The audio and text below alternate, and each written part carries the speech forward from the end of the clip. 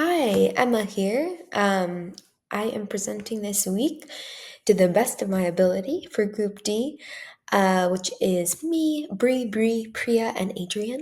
And this week we were looking at chapter 3 and 4 of Being Adopted by David Brodzinski from 1992.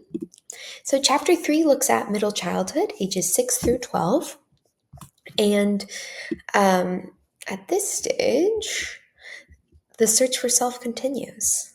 Um, Developing both a self concept, the cognitive awareness of oneself as a unique being, and self esteem, the extent to which one values that uniqueness at this stage. So, this is a period of great physical, mental development, puberty, all that good stuff.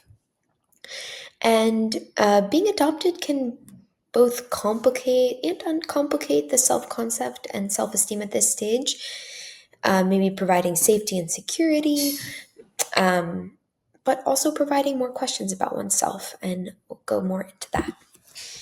So, self esteem, the sense of mastery of growth and logical thought.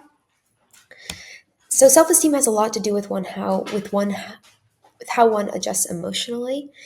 Um, 6 through 12, looking at this middle childhood.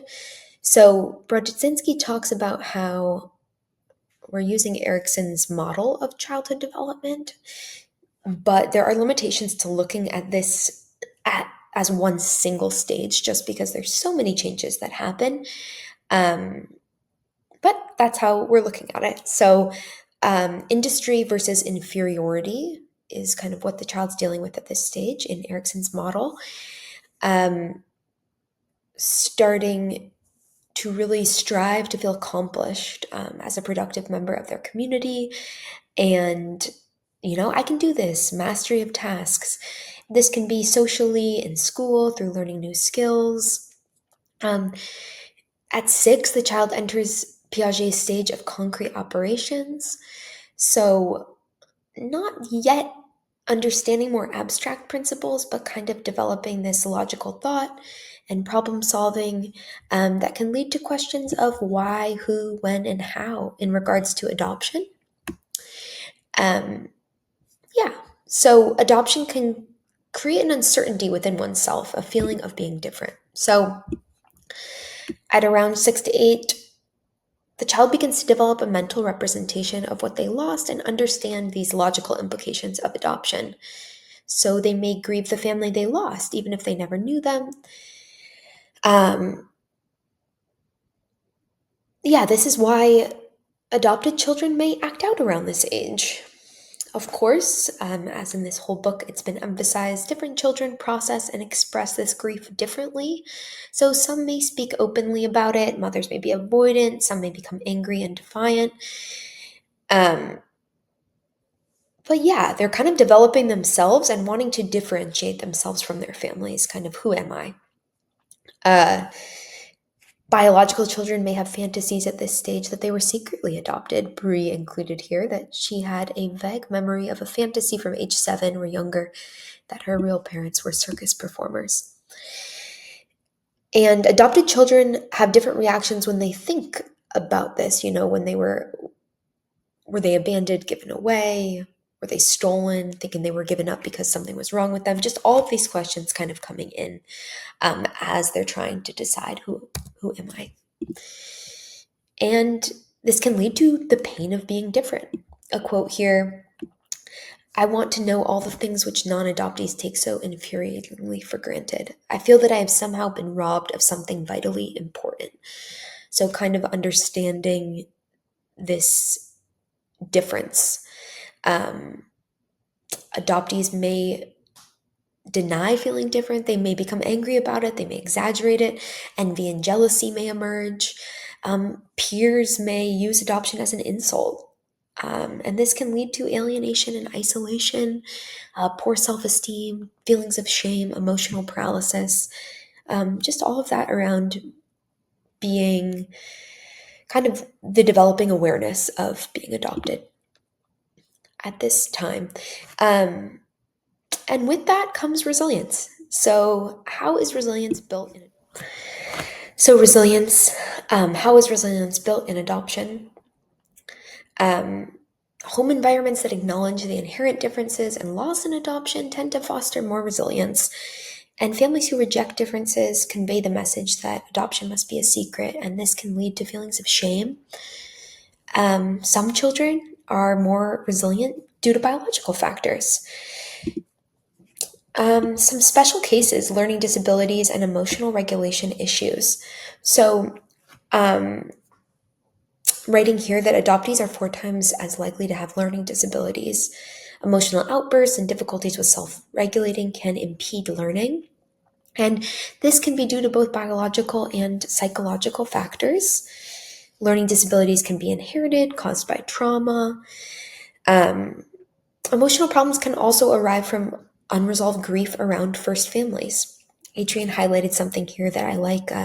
The process can be eased by providing a supportive, nurturing environment in which the emotional storms of grieving can be weathered. So, like that. Moving on to chapter 4 here. This is looking at adolescents age 13 through 19, teenagers.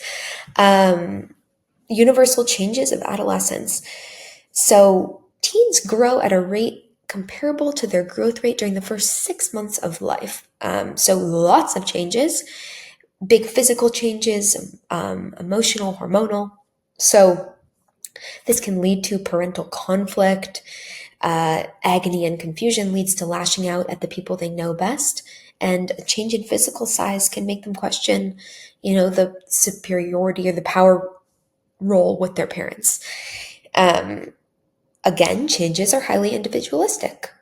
And they're moving on to the formal operational stage in Piaget's stages here, abstract thinking. This can lead to thoughts of morality, codes of ethics, anything seems possible. And at this stage too, classically, the teen hyperfixates on their looks. So this ties into identity. And we can see the ways that adoption comes into play here. Children might start to become occupied with why they don't look like the rest of their family. If there's a difference in race, that can really come into play here. And yeah, they talk about kind of there's 4 ways of resolving the identity crisis or kind of going through the identity crisis. This big time of who am I now and who will I become? Identity achievement is one way. Identity is resolved through exploring roles, trying on different things, and kind of committing to one. He talks about this often doesn't happen till after adolescence.